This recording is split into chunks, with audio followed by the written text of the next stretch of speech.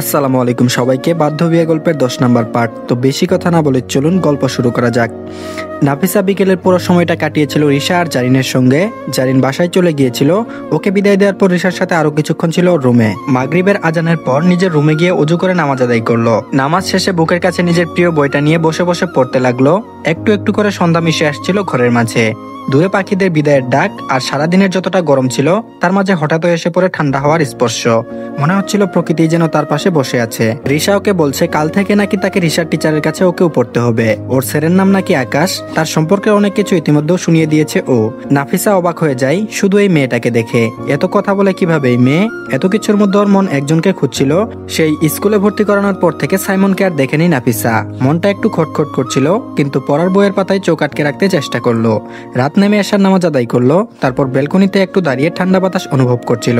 ঠিক সেই সময় ওর রুমে রিশা এসে ডাকলো। তারপর বলল, নাফু চল খেতে। রিশার সাথে নিচে গেল খাওয়ার টেবিলে। সবাই একসাথে বসেছিল। খাওয়ার টেবিলে সবাই উপস্থিত থাকলেও ওর চোখ যাকে খুঁজছিল তার দেখা মিলল না। চেয়ার টেনে মাহবুব রশিদ এসে বসার পর চারিদিকে একবার চোখ বুলিয়ে দেখে নিল।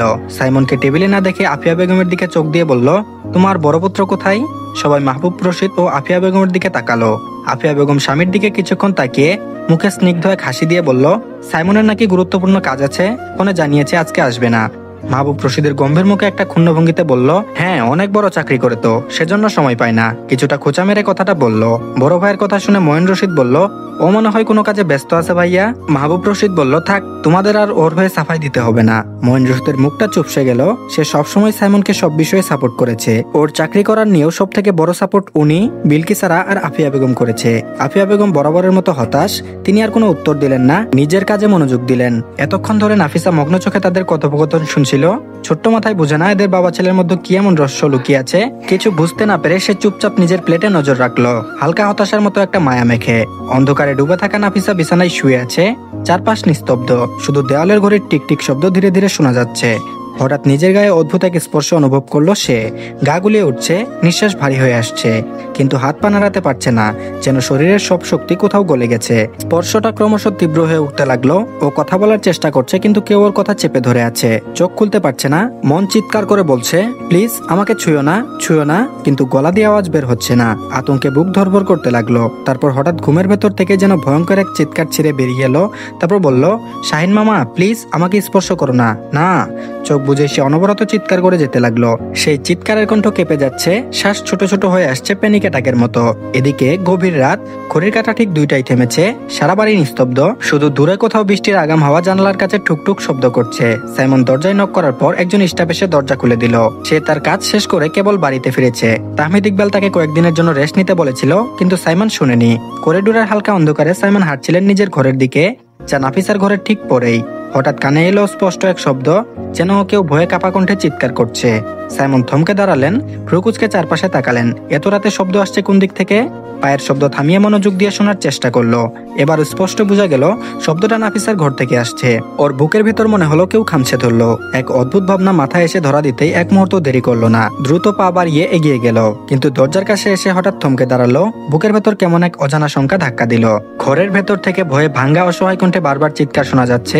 তার চোখে মুখে আতঙ্কের ছাপ ফুটে উঠলো। এত রাতে এই নিস্তব্ধতায় এই চিৎকার যেন ভয়কে আরো কয়েক গুণ বাড়িয়ে দিচ্ছে। দরজার কাছে হাত দিয়ে চুপচাপ দরজার হ্যান্ডেলটা ধরলো। হঠাৎ জানতে পারলো দরজাটা লক করা নেই, শুধু হালকাভাবে আটকানো।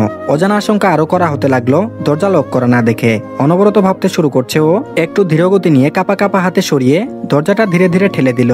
দরজা খোলার সঙ্গে সঙ্গে ভেতরে সেই নরম লাল ডিম লাইটের আলোর মতো খাটের উপর শুয়ে থাকা নাফিসার মুখটাই চোখে পড়লো। অন্ধকার ঘরে আলোর সেই নরম স্নিগ্ধতা যেন নাফিসার চিন্তায় ভরা দুঃস্বপ্নের আধারকে সামান্য আলোকিত করছিল। ভিতরে নাফিসা বাদে কাউকে না দেখতে পেয়ে একটা দীর্ঘশ্বাস ছাড়লো, কিন্তু ওর কথাগুলো শুনে রাগে হাত মুঠো করে ফেললো। আর ভাবতেই রাগ উঠে যাচ্ছে, এইটুকু পিচ্চিমের গায়ে কেউ বাজে স্পর্শ করেছে, ওটাকে ছাড়বে না যেই হোক। আর ওর দিকে আর ভাবতেই রাগ উঠে যাচ্ছে, এইটুকু পিচ্চিমের গায়ে কেউ বাজে স্পর্শ করেছে, ওটাকে ছাড়বে না যেই হোক। আবার ওর দিকে তাকানো। নাফিসার শরীর কাঁপছে, মুখ থেকে ঝরছে চিৎকারের ধ্বনি। স্বপ্নের অভিশাপ যেন তার গলার বন্ধন জড়িয়ে রেখেছে। সেই অস্থিরতা, সেই ভয়ের চাপ তাকে যেন মেরে ফেলতে চাচ্ছে। সাইমনের মন ভারী হয়ে উঠলো। নাফিসার এতটাই ভাঙ্গা, এতটাই অস্থির অবস্থা দেখে সে থামিয়ে দিতে পারলো না। ধীরে ধীরে সে তার পা বাড়িয়ে নাফিসার দিকে এগিয়ে গেল। বেডের উপর বসে এক হাতের কনুই দিয়ে ভর দিয়ে ওর দিকে ঝুঁকে কাঁপা কাঁপা হাতে ওর গাল স্পর্শ করলো। তারপর বলল, এই পিচ্ছি, আর ইউ ওকে? শুনতে পাচ্ছ? গালে হাত দিয়ে আলতু থাবড়াতে থাকলো। তারপর বলল, দেখো, চোখ খুলো, এখানে কেউ নেই, তোমাকে কেউ বাজেভাবে স্পর্শ করবে না। হঠাৎ সে অনুভব করলো তার স্পর্শেই নাফিসার শরীরে একটা অজানা সারা বয়ে গেল। অস্থিরতা কিছুটা কমতে শুরু করলো। সাইমন কোনো কিছু না ভেবে ওর পাশে আধা শোয়া হয়ে দু হাত দিয়ে নিজের সাথে জড়িয়ে নিল পিচ্ছি পুতুলটাকে। নাফিসার মাথাটা নিজের বুকের সাথে চেপে ধরলো। নাফিসার চিৎকার থামছিল না, কিন্তু সাইমন গলা খোলার আগে তার কণ্ঠে কথা বলতে শুরু করলো শান্ত স্বরে। তারপর বলল, এই পিচ্ছি, থামো থামো, কেউ নেই, কেউ নেই এখানে, সব ঠিক আছে। কথাগুলো বললেও নাফিসার বুকের ভেতর থেকে ওঠা উত্তেজনা আর ভয় সরে যাচ্ছিল না। সে কাঁপছিল, নিঃশ্বাস দ্রুত অগোছালো হয়ে যাচ্ছিল। সাইমন বুঝলো তাকে একা একা ছেড়ে দিলে হবে না। সে তার হাত নিয়ে নাফিসার মাথার দিকে নিয়ে গেল, বুলিয়ে দিতে লাগলো। মাথায় হাত বুলানো সে আলতো সোয়া নাফিসার জন্য যেন ছিল সান্ত্বনার এক আলোক রশ্মি। সাইমন বলল, শান্ত হও পিচ্ছি পুতুল। সাইমন মৃদু আওয়াজে বলল, আমি আছি এখানে, সবকিছু ঠিক হয়ে যাবে। নাফিসার চোখ থেকে অজানা এক ধরনের জল ঝরে পড়লো। সে এখন চিৎকার থেকে ধীরে ধীরে থেমে আসছিল। শরীর কাঁপা থেকে একটু একটু করে প্রশমিত হতে লাগলো। সাইমনের বুকের সাথে ওর শরীর টেনে নিয়ে তার কণ্ঠে এক নতুন নিঃশ্বাসের ছন্দ বেজে উঠল, একটু ধীরে আর গভীর। ঘরটা এতটাই নিস্তব্ধ যেন চারপাশের আওয়াজগুলো থেমে গিয়েছিল, শুধু তাদের নিঃশ্বাসের তাল মিলছিল। নাফিসার থেমে আসা আতঙ্ক আর সাইমনের ধীরশ্বাস। সাইমন বেশ কিছুক্ষণ চুপ করে বসে থেকে নাফিসাকে শক্ত করে জড়িয়ে ধরলো, যেন তাকে আর কখনো এই অন্ধকারের দুঃস্বপ্নে হারাতে দিতে চায় না। নাফিসার শরীরে এখন আর কাঁপছিল না, বরং সেই শান্তি, সেই আস্থা ছিল তার চোখে মাখানো আলোর মতো। সাইমন চুপ করে বসে থেকে নাফিসার কাঁপা শরীর আর অবসন্ন মুখের দিকে চোখ রাখলো। ধীরে ধীরে সে বুঝতে পারলো তারা দুজনে একেবারে কাছাকাছি চলে এসেছে। তার বুকের স্পন্দন, নাফিসার দুঃসহ নিঃশ্বাস, একরাশ অনুভূতির মিলনে ঘরটা যেন মগ্ন হয়ে উঠল। হঠাৎ তার মনে হলো এই ঘনিষ্ঠতা একটু বেশি হচ্ছে। নিঃশ্বাস ভারী হয়ে আসছিল, মনে হচ্ছিল বাতাস ভারী, ঠান্ডা আর গভীর কোনো আবেগ ঘিরে ফেলেছে সবকিছু। সাইমন লাজুকভাবে একটু সরতে চাইলো, নাফিসার শরীর থেকে একটু দূরে সরে যেতে চাইলো, কিন্তু সে যতই সরানোর চেষ্টা করলো, নাফিসার হাত আরো শক্ত করে শরীর আঁকড়ে ধরলো। চোখ বন্ধ রেখেই ওর ছোট্ট শব্দ বের হলো, না, আমাকে ছেড়ে দিও না, আমি তোমার কাছে থাকতে চাই। সাইমন মুহূর্তের জন্য থমকে গেল। তার হৃদয় বেজে উঠলো অজানা এক সুরে, অন্যরকম এক টানে। বাতাস যেন তাদের মধ্যে ঘন হয়ে উঠলো, আর নিঃশ্বাসগুলো মিলেমিশে এক গভীর আবেগের গল্প বলতে শুরু করলো। তবু সে ধীরে ধীরে বলল, পিচ্ছি পুতুল, আমি তোমার পাশে আছি। নাফিসার চোখে সেই অস্থিরতার চেয়ে বেশি ছিল আস্থা আর বিশ্বাস। সে আরো আঁকড়ে ধরলো সাইমনকে, যেন একমাত্র সেই স্পর্শ তার জীবনের আশ্রয়। ঘরটা এখন নিস্তব্ধ, শুধু তাদের মিলিত নিঃশ্বাস আর হৃদয়ের গতি স্পষ্ট শোনা যাচ্ছে। সময় যেন থেমে গেছে এক অবর্ণনীয় মুহূর্তে। নিজের অজান্তেই সাইমনের হাত অবলীলায় এগিয়ে গেল। সে কপালে পড়ে থাকা এলোমেলো কিছু চুল আলতো করে ছুঁয়ে দিল, এক আঙ্গুল দিয়ে সাবধানে চুলগুলো কানের পিছনে গুজে দিল। সেই ক্ষণিকের স্পর্শে যেন নাফিসার শরীর একটু সেঁকড়ে গেল, নিঃশ্বাস খানিকটা থেমে গেল। সেই স্পর্শে সাইমনের মনে এক অদ্ভুত টান জন্ম নিল। হঠাৎ নিজের প্রতি নিজের অনুভূতি নিয়ন্ত্রণে রাখতে পারছিল না। একদিকে বিরক্তি, অন্যদিকে এক অবর্ণনীয় কোমলতার উৎসতা। মনে হচ্ছিল এই মেয়েটার প্রতি এভাবে আকৃষ্ট হওয়া যেন একটা ভুল, কিন্তু বুকের গভীরে সেই অনুভূতি তাকে জড়িয়ে ধরে ছেড়ে দিচ্ছে না। বিচলিত হৃদয় নিয়ে সে ভাবলো, এটা ঠিক না, এটা ঠিক না। তবু সেই মধুর মুহূর্তে মেয়েটাকে বুকের কাছে নিয়ে রাখতে যেন চাইলো, তাকে রক্ষা করতে, তার পাশে থাকতে। এমন সময় নাফিসা স্লো ঘুমের মধ্যে নরম হাত বাড়িয়ে সাইমনের হাত ধরে সে পাশে শুয়ে পড়লো। তাদের শরীরের মধ্যে এক অনাবিল স্পর্শ, এক অদ্ভুত সংযোগ তৈরি হলো, যেন আলোর সেই নরম ঝিলিক তাদের চারপাশকে ঘিরে ধরলো। বাইরে চাঁদের আলোক ছোটা নরম ভাবে জানালার কাছে এসে পড়ছিল, যেন আল্লাহর রহমতের স্পর্শ তাদের উপর নেমে এসেছে। নিস্তব্ধ ঘরের মধ্যে এই দুই মন যেন একে অপরকে অনুভব করার অদ্ভুত ভাষায় কথা বলছিল। এটা যেন কোনো স্বপ্ন নয়, বরং আল্লাহর পক্ষ থেকে এক অপরিহার্য বার্তা। তারা যতই নিজেদের মতো দূরত্ব রাখুক না কেন, আল্লাহ সঠিক সময় তাদের কাছে এনে মিলিয়ে দেবে। তাদের নিঃশ্বাসগুলো একে অপরের সাথে মিশে যাচ্ছিল, হৃদয়ের গতি যেন এক নতুন ধ্বনিতে পরিণত হচ্ছিল। এভাবেই চাঁদের আলো আর রাতের নীরবতা সাক্ষী হয়ে গেল তাদের সেই স্পর্শময় মুহূর্তে। ফজরের আজানের সুর ভেসে আসছে চারিদিক থেকে। মসজিদের মিনার থেকে নরম টানটান ধ্বনি ভোরের বাতাস চিরে ছড়িয়ে পড়ছে।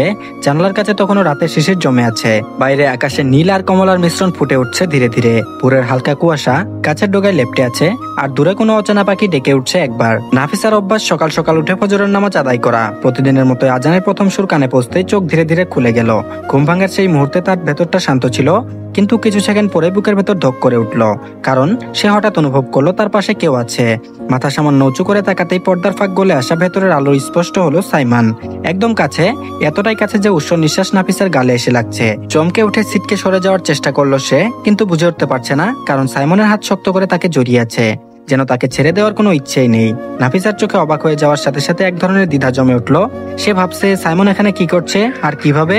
অন্যদিকে সাইমনের মুখে অদ্ভুত শান্তি, আর ঘুমের গভীরতায় যেন অনেক দিনের জমে থাকা ক্লান্তি ধুয়ে গেছে। এমন নিশ্চিত নির্ভর ঘুম নাফিসা এর আগে তার মুখে দেখেনি। মনে হচ্ছিল কোনো বোঝা নেই, কোনো চিন্তা নেই, শুধু শান্তির এক দীর্ঘশ্বাস যেন তার বুকে জমে আছে।